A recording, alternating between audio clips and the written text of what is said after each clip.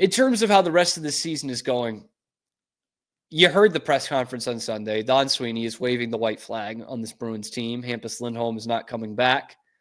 Hampus Lindholm is not walking through that door. Charlie McAvoy is probably not walking through that door. With the time left in the season, I seriously doubt Charlie McAvoy is coming back this season. And now you got to start playing the game here.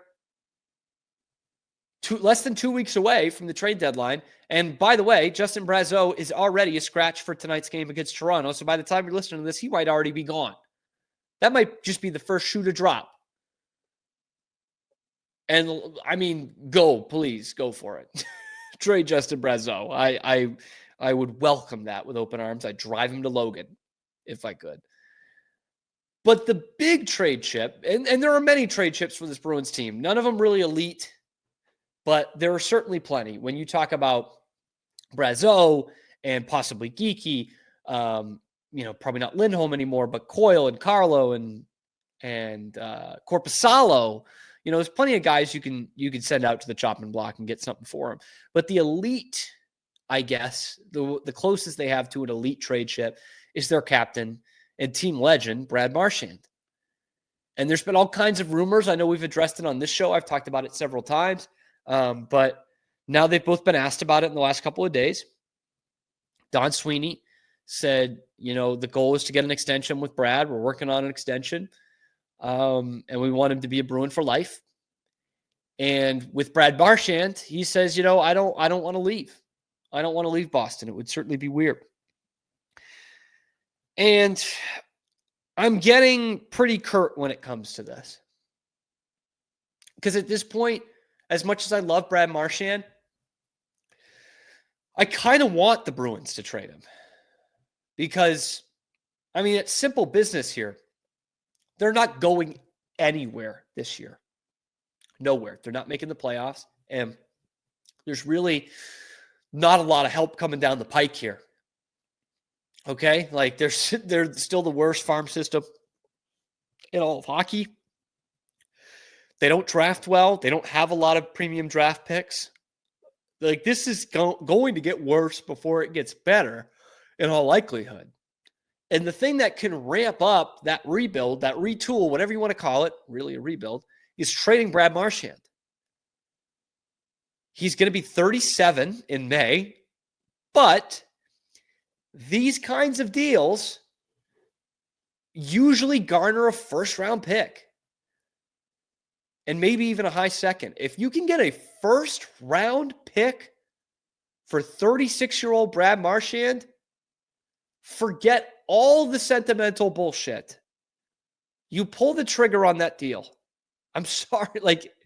Thank you for your years of service. You will always be a Bruins legend. Your number will be in the rafters. You're going to the Hockey Hall of Fame as a Boston Bruin. But right now, you're going to be a Minnesota Wild. You are going to be an Edmonton Oiler. You're going to be a Dallas Star. You're going to be a Colorado Ave. If you can get a first-round pick for Brad Marchand, forget all the sentimentality. We're done. Let's do this thing. And honestly, I wish the Bruins had done it at other points. I look at how things ended with Patrice Bergeron, David Krejci, Zdeno Chara, Tuukka Rask, these pillar players for you, these Hall of Famers, these number retirees that you're going to have. How did it end with them? Looking back on it, if you could have got a first-round pick for one of those guys, like a Chara, when your team was still pretty good, but weren't really utilizing him anymore, you could have got a first-round pick for him. How about David Krejci? Bergeron may be a little bit different. I thought he was the best till the end. How about Tuukka Rask? When you took that flyer on him coming back the middle of that next season, when you had already went out and signed Linus Ullmark, and you had the young kid and Jeremy Swayman, I think it was before you traded Vladar too. Wouldn't you just look how that turned out? And now you have an opportunity where it should be easier. You're not good the way you were when those guys were on the rocking chair and cruising to the end of their career with the Bruins. those teams were good. So I can say, oh, well, at least we were going for something. Fine. This team is not. So why would Brad Marchand even want to stay here? He wants to battle this out for the next 2-3 seasons? For what, man? They're not going anywhere. Get your name on the cup again. Have another day with that thing. Right off into the sunset. Or, as I've already brought up on this show, you can do all of that. You can go out and you can play in another final. You can win another Stanley Cup. And then you can come back to the Bruins. You're a free agent this year.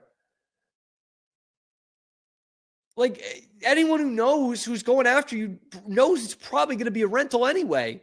You could still fetch a first-round pick for that. So to that end, it's like, brother, why would you want to? Why would the Bruins want to? But knowing the Bruins and their sentimentality, they're probably going to appease some of the fan base and sign him to a 2-year extension through age 39 instead of getting a first-round pick for him when you're about to rebuild. I know he can give you good leadership, and I know the rumor around the team is that, you know, there are just some guys who aren't listening, that Marchand's doing a good job, but some guys aren't listening. And maybe that's why you want him in for a rebuild, but when it comes down to it, you have 2 guys who are alternate captains who you're not going to trade. And if you think that highly of them as leaders, then maybe they should be the leaders of this next team, those guys being Pastrnak and McAvoy. And B, when you're going to strip it down to the studs here, you need some talent. We talk about it with the Patriots in the NFL landscape. The thing that you need more than anything if you're the Bruins is some goddamn talent and some draft picks. Those are the top 2 things you need. Third, at best, would be Brad Marchand. But really, he's probably like the 10th thing that you need in this rebuild. Okay? You need your star core players, which are going to be McAvoy, Pastrnak, Swayman, whatever you think of Swayman. And you need talent, young talent, and draft picks. Those are all things that are way more important to your organization right now and in the next 5 years than Brad Marchand. And if Brad really wants to stay a Bruin and Don Sweeney really wants him to retire a Bruin, go and fetch a first-round pick for him and then sign him in the summer. But knowing this team, they'll probably let it go by on March 7th, the trade deadline, and on March 9th, they will announce a 2-year extension with Brad Marchand. At the end of the day, I love the guy, but I don't think that would be a good move for the Bruins. I really don't. And it seems weird to talk about trading a franchise icon and being the best move for them, but I think that is full stop the best move the Bruins could make at this deadline is to get some serious draft capital and or potentially both, a good young player with some team control. It's a guy who can still score goals. He can play special teams, both units. Still plays good defense. Has experience winning the cup. Captain of another team.